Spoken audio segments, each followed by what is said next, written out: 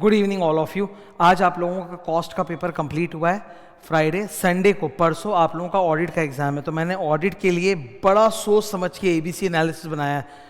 तुम लोग जानते हो कि बहुत रिस्क होता है कि कोई चीज़ को आज मैं बोल रहा हूँ कि इंपॉर्टेंट है या कोई चीज़ लेस इंपॉर्टेंट और कल को एग्जाम में उल्टा हो जाए तो बड़ा रिस्क रहता है। आज मैं अगर आपको एबीसी एनालिसिस बता रहा हूँ ना, तो बहुत जिम्मेदारी लेनी पड़ती है कि ओके हाँ इस रास्ते पे चलो सक्सेस मिलेगी। तो बड़ा कैलकुलेट करके सोच कर मैंने आप लोगों के लिए इंटर ऑडिट का एबीसी एनालिसिस बनाया है फॉर द संडे एग्जाम जो परसों होने वाला है। ये और से आप लोग देखो 11 चैप्टर्स है, ठीक है।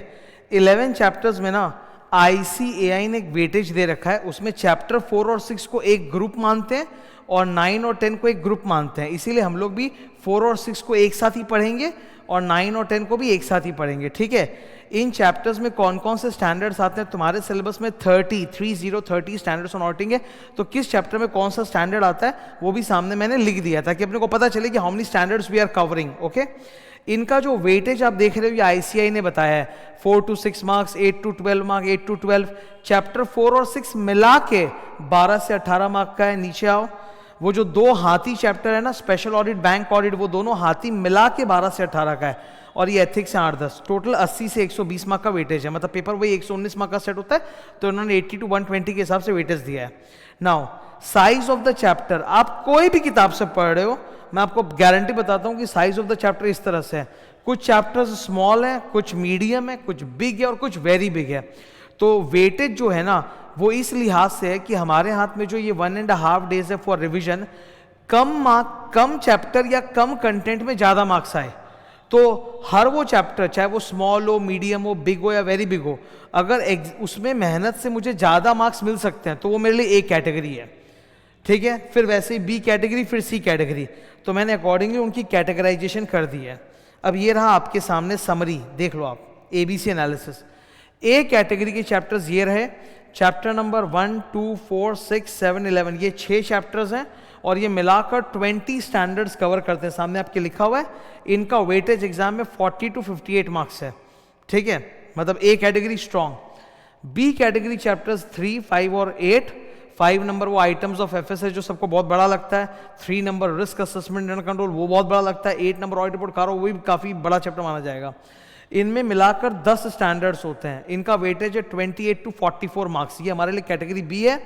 ये कैटेगरी A और B मिला के आप देखोगे 68 से लेकर 102 मार्क का पेपर यहां तक आएगा आपका। मतलब समझ लो 70 से 100 मार्क, मोटा मोटी आप समझ लो 70 से 100 मार्क के। अब एवरेज करोगे तो 85 मार्क्स के आसपास आएगा।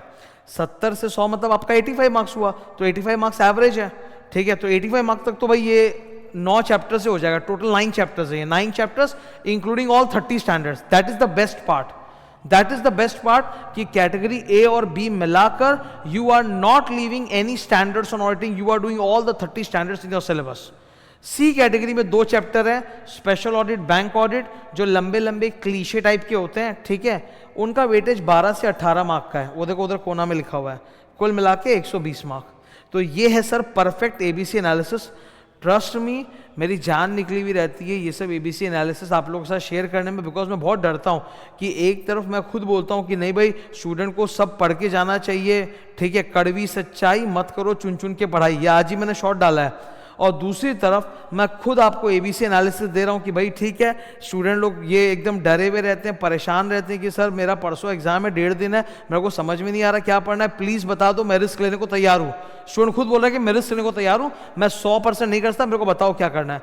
तो मैंने बड़ा कैलकुलेट करके ये एबीसी एनालिसिस बनाया सर, अभी एकदम फ्रेश और आपके सामने डिस्कस कर रहा हूँ। ये वाली जो पेज आप देख रहे हो, ये पेज मेरे को आपके वीडियो डिस्क्रिप्शन में लिंक में मिल जाएगा, तो वहां से डाउनलोड करके भी रख सकते हो अपने पास।